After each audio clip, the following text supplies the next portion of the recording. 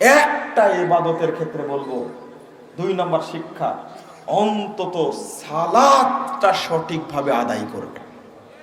কথা মনে থাকবে আপনাদেরকে? আকীদার পরে আল্লাহর নবী আল্লাহ রাব্বুল আলামিন প্রথম বলেছেন সালাতের কথা। আল্লাহ বলছেন ইন্নানি আনাল্লাহ লা ইলাহা ইল্লা আনা, আমি আল্লাহ, নিশ্চয় আমি আল্লাহ, আমি ছাড়া প্রকৃত কোনো ইলাহ নেই। ফাবুদনি ফাওয়াহিদনি, একমাত্র আমার তাওহীদকে মেনে নাও। ওয়া আকিমিস সালাতা লিযিকরি, আমাকে স্মরণ করার জন্য সালাত আদায় করো। তা আগে তাওহীদ না আগে সালাত? আগে তাওহীদ, তারপরে কি সালাত। তো সালাতের শিক্ষাটা যদি আমরা গ্রহণ করতে পারি বিশুদ্ধভাবে, বাংলাদেশে যে সালাত চলছে এই সালাত হলো জাল সালাত। এই সালাত নবীর সালাত না। কিছু কথা ইমাম হোসেন সাহেব বলে গেছেন, বেদাতি সালাত চলছে ঘরে ঘরে। আরে কেন বলবো না বর্তমান সালাত জাল সালাত? আমি খাকসার, আমি বললে ত্রুটি হয়, কিন্তু আমি যদি বলি ইমাম আহমদ বিন হাম্বল রাহিমাহুল্লাহর কথা, 10 লক্ষ হাদিসের হাফেজ ইমাম বুখারীর উস্তাদ, এত বড় মুহাদ্দিস পৃথিবীতে জন্মগ্রহণ করেনি, এত হাদিস কারো মুখস্থ ছিল না।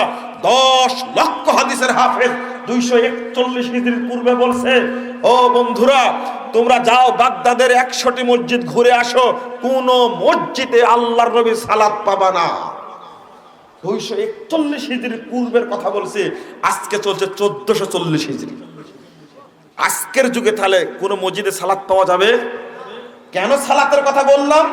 বিশুদ্ধভাবে যদি সালাত আদায় করতে পারেন, এই দেশের সন্ত্রাস, এই দেশের দুর্নীতি, এই দেশের মাদকতা, এই দেশের আত্মসাৎ, এই দেশের রাহাজানি, এই দেশের নষ্টামি, এই দেশের বেলাল্লাপুনা, মহিলাদের ন্যাংটামি, সালাতের কারণে সব দূর হয়ে যাবে ইনশাআল্লাহ। কয়েকদিন আগে একটা দিবস গেছে, 2টা দিবস গেছে। 13ই ফেব্রুয়ারি গেছে পহেলা ফাল্গুন, একটা নষ্ট দিবস, আর 14ই ফেব্রুয়ারি গেছে একটা লুচ্চা দিবস। এই লুচ্চা লুচ্চি কপত কপতি নারী পুরুষ ছেলে মেয়ে ছাত্র ছাত্রী মিলে এই দিনটাকে গোটা দেশ একটা বেশ্যালয় তৈরি করে দেয়। এটা যদি সালাতের প্রশিক্ষণ থাকতো, আল্লাহর ভাষায় বলছি, এই সমস্ত লুচ্চাপনা কোনো তরুণ তরুণী করতে পারতো না। একজন ছেলে গার্লফ্রেন্ডকে নিয়ে, একজন মেয়ে গার্লফ্রেন্ডকে, ছেলে গার্লফ্রেন্ডকে নিয়ে ঘুরছে, একজন মেয়ে বয়ফ্রেন্ডকে নিয়ে ঘুরছে। 3 বছর 5 বছর 7 বছর 10 বছর দৈহিক সম্পর্ক, প্রত্যেকের সাথে প্রত্যেকের সম্পর্ক। এক একজন ছেলে 150-200 মহিলাকে ধর্ষণ করেছে, ওর কোনো বিয়ের চাহিদাই নাই। এদের বিরুদ্ধে কোনো প্রশাসন ব্যবস্থা নেয় না। কিন্তু ইমাম সাহেব যখন বিয়ে পড়ান 16 বছরের মেয়েকে, ইমাম সাহেবকে সোজা ঢোকান জেলখানায়। কেন চলে এটা? কেন চলে? আর একটা কথা আমি পুলিশ প্রশাসনকে পরামর্শ দেব, সরকারকে পরামর্শ দেব, মাদক বিরোধী অভিযান চলছে, তাতে আমরা স্বাগত জানাই। তবে বিড়ির ফ্যাক্টরি আগে বন্ধ করতে হবে, জর্দার ফ্যাক্টরি বন্ধ করতে হবে। আগে ইয়াবা সেবন করা শিখে না, আগে ফেন্সিডিল সেবন করা শেখে না, আগে মদ খাওয়া শেখে না, আগে বিড়ি খাওয়া থেকে শুরু হয়। তরুণ তরুণী যুবক যুবতী মদ খেয়ে ইয়াবা খেয়ে পড়ে থাকার কারণ হলো আগে শুরু হয়েছে বিড়ি সিগারেট দ্বারা। একদিনে আগামী সংসদে বৈঠকে বসে প্রধানমন্ত্রীর কাছে আবেদন করছি, দেশের স্বার্থে জাতির স্বার্থে মাদক বিরোধী অভিযানের আগে যত বিড়ির ফ্যাক্টরি আছে একদিনে এক সিলগালা করে দিয়ে দেখেন বন্ধ হয়ে যাবে। সেই সাথে আমি আরেকটি কথা বলছি, এখানে আল্লাহ রাব্বুল আলামিন বলছেন ও আকিমিস সালাহ, তুমি সালাত আদায় করো। ইন্নাস সালাতা তানহা আনিল ফাহশাই ওয়াল মুনকার, নিশ্চয় সালাত বাধা দিবে যাবতীয় অন্যায় অশ্লীল কাজ থেকে। কার ঘোষণা এটা? কার ঘোষণা? আল্লাহর ঘোষণা। আল্লাহ রাব্বুল আলামিন ঘোষণা দিয়ে দিয়েছেন, যদি সালাত যদি কেউ আদায় করে, যদি সালাত শুদ্ধভাবে আদায় করে, নিঃসন্দেহে তার মাধ্যমে কোনো পাপাচার, কোনো নোংরামি, কোনো ফাহেসা, কোনো বেলাল্লা কোনো কাজ হতে পারে না। এটা আল্লাহ বলে দিয়েছেন। সুতরাং এই আয়াতের উপরে ভিত্তি করে আমরা বিশুদ্ধভাবে সালাত আদায়ের প্রশিক্ষণ গ্রহণ করব। আল্লাহর নবী আশ্চর্য হবেন মুহাম্মদুর রাসূলুল্লাহ সাল্লাল্লাহু আলাইহি ওয়াসাল্লাম, আপনি আশ্চর্য হবেন মুহাম্মদ সাল্লাল্লাহু আলাইহি ওয়াসাল্লাম মেম্বারে দাঁড়িয়ে সাহাবীদেরকে সালাত শিক্ষা দিতেন না? মেম্বারে দাঁড়িয়ে সালাত শিক্ষা দিতেন। সালাত শিক্ষা দিতে দিয়ে মেম্বার থেকে নেমে গিয়ে সেজদা দিয়ে বলতেন এইভাবে সেজদা করতে হবে। আমাদের বর্তমানে কোনো ইমাম এটা করে না, ইমামরা ছেড়ে দিয়েছে। বন্ধুরা আমার, আমি বক্তব্যের শেষ পর্যায়ে এসে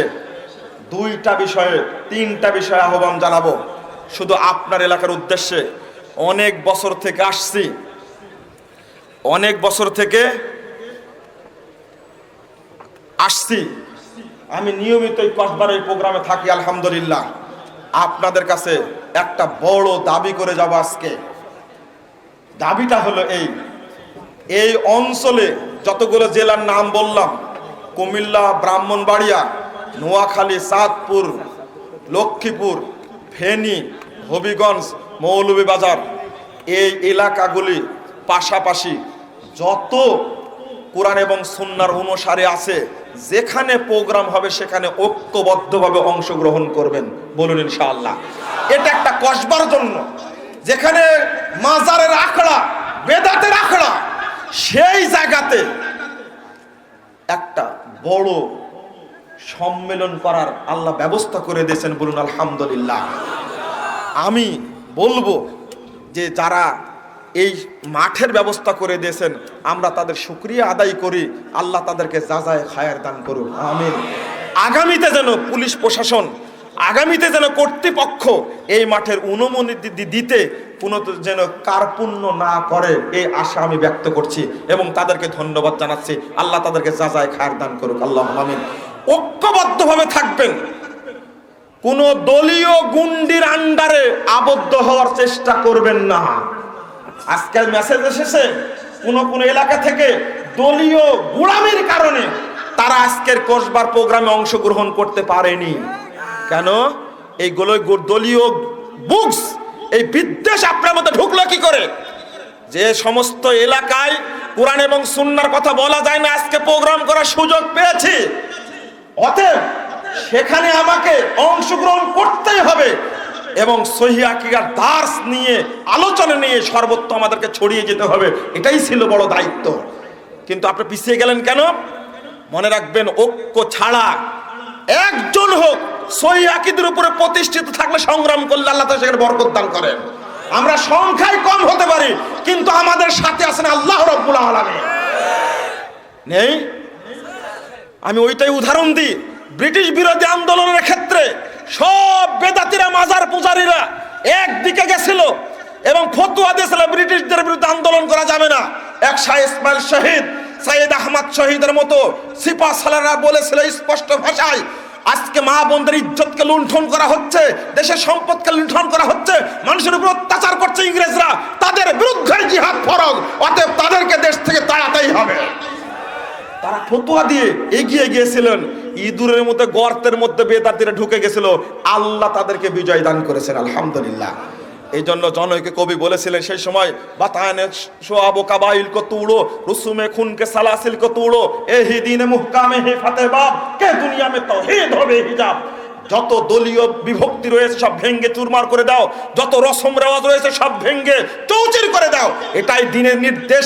এখানে রয়েছে বিজয়ের দরজা, কে দুনিয়া মে তাওহীদ হবে হিজাব। এখানেই দেখবে তাওহীদের দরজা লুকিয়ে আছে, তাওহীদের পতাকা পথ পথ করে উঠতে থাকবে। যদি আপনি তাওহীদটাকে গ্রহণ করেন আর যদি ঐক্যবদ্ধভাবে চেষ্টা চালান, তাহলে আল্লাহ সেখানে বরকত নাজিল করবেন, ইনশাআল্লাহ বরকত নাজিল করবেন সেখানে। এই জন্য আমি ঐক্য চাই। দ্বিতীয়ত, আলহামদুলিল্লাহ সুসংবাদ পেয়েছি, এখানে প্রায় 136 শতক জায়গা ব্যবস্থা হয়েছে বড় মাদ্রাসা প্লাস ইসলামিক রিসার্চ সেন্টার তৈরি করার জন্য কসবা তাওহীদ ফাউন্ডেশনের উদ্যোগে। এটা শুনে খুব খুশি হয়েছি। ফারুক ভাই আমাকে বললেন, আমি আপনাদেরকে বিশেষ করে তরুণদেরকে আহ্বান জানাবো, এই কর্মসূচি বাস্তবায়ন করার জন্য সবার ভূমিকা থাকতে হবে এখানে ইনশাআল্লাহ। এই কসবাতে একটা এই পীর মাজার ফকিরের আখড়ার উপরে যদি একটা তাওহীদের গাছ রোপণ করা হয়, তাহলে এত অঞ্চলে এখান থেকে তাওহীদের আলো বিতরণ করা সম্ভব হবে ইনশাআল্লাহ। আপনারা রাজি আছেন?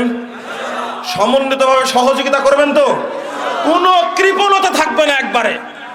এক শতক জমির দাম হলো কত? 1 লক্ষ টাকা প্রায়। তাও কম আছে মনে হয়, জায়গা হিসাবে কম আছে।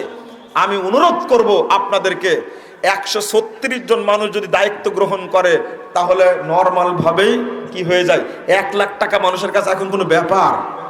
কসবা যত বড় বড় বিল্ডিং করা হয়েছে, আমি মনে করি আলহামদুলিল্লাহ ফারুক ভাইয়ের মাধ্যমে এটা বাস্তবায়ন করা আল্লাহ সহজ করে দেবেন ইনশাআল্লাহ। আপনারা উদার হস্তে সহযোগিতা করবেন ইনশাআল্লাহ। আমরা চাই এখানে একটা বড় মার্কাজ গড়ে উঠুক, এখান থেকে যেন আলো বিতরিত হয়। আল্লাহ তুমি কবুল করো, আল্লাহুম্মা আমিন। আরেক ভাইয়ের কথা বলছি, খুব সুসংবাদ দিলেন কিছুক্ষণ আগেই, বক্তব্যের আগেই। ব্রাহ্মণবাড়িয়া সদরে কোরআন সুন্নাহ ফাউন্ডেশন খুলেছে অনেক এক ঝাঁক তরুণ মিলে। তারা এই কোরআন সুন্নাহ ফাউন্ডেশনের মাধ্যমে লাইব্রেরি তৈরি করে, রিসার্চ সেন্টার তৈরি করার জন্য তারা জায়গা কিনবে এবং বিল্ডিং করে সেখানে মাদ্রাসা প্রতিষ্ঠা করার প্রচেষ্টা চালাচ্ছে। আমি অন্তর খুলে দোয়া করি, আল্লাহ তুমি তাদের প্রচেষ্টাকে কবুল করো, আমিন। আপনারা তাদের সাথে অ্যাড হয়ে যাবেন ইনশাআল্লাহ। যারা ব্রাহ্মণবাড়ি থেকে আসছেন, অনেক দূর থেকে আসছেন, তারা অ্যাড হয়ে যাবেন তাদের সাথে। এই এলাকাতে এই সমস্ত মসজিদ মাদ্রাসা যত তৈরি হবে তত নির্ভেজাল তাওহীদের কাজ এগিয়ে যাবে ইনশাআল্লাহ। আল্লাহ তুমি কবুল করো, আল্লাহুম্মা আমিন। আপনাদের কাছে আমি বিনীত আহ্বান জানাচ্ছি, আসুন আমরা ঐক্যবদ্ধভাবে কোরআন এবং সুন্নাহর দাওয়াতটাকে নিয়ে মাঠে অবস্থান করি। অত্যাচার, জুলুম, নির্যাতন যাই আসুক না কেন, ধৈর্য ধারণ করে কোরআন সুন্নাহর দাওয়াতটাকে সামনে নিয়ে যাই। আল্লাহ আমাদের তৌফিক দান করুক, আল্লাহুম্মা আমিন। যারা এই সম্মেলনের আয়োজন করেছেন তাদেরকে আবারও আমার পক্ষ থেকে আন্তরিক ধন্যবাদ জানাচ্ছি। আল্লাহর কাছে দোয়া করছি, আল্লাহ তুমি তাদেরকে জান্নাতুল ফেরদাউসের সদস্য হিসাবে কবুল করে নাও। আল্লাহ তার সাথে আমাদেরকেও তুমি জান্নাতুল ফেরদাউসের সদস্য হিসাবে কবুল করে নাও, আল্লাহুম্মা আমিন।